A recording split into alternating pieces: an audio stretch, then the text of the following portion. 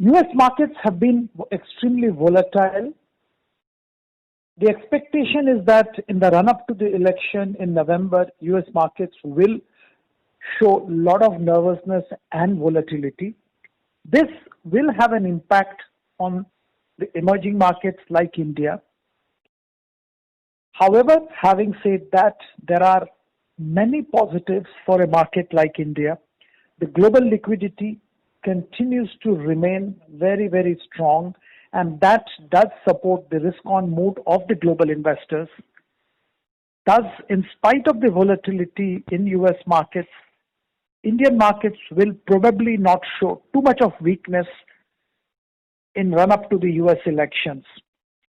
There have been positive developments in India as well. Monsoons have been excellent and the crop sowing has been excellent. This augurs well for the economic recovery led by rural and agri recovery.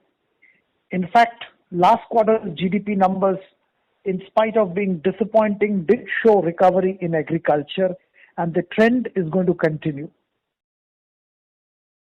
This scenario will lead to Indian capital market valuing and rewarding the rural focused and agri focused stocks.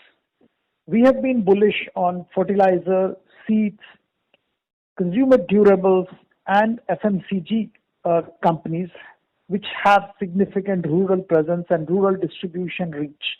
The theme will continue, and we will also add to this theme stable companies and stable businesses like IT and pharma. Pharma will remain volatile. However, a basket of pharma companies held for more than a year and acquired at current levels will probably reward the investors handsomely.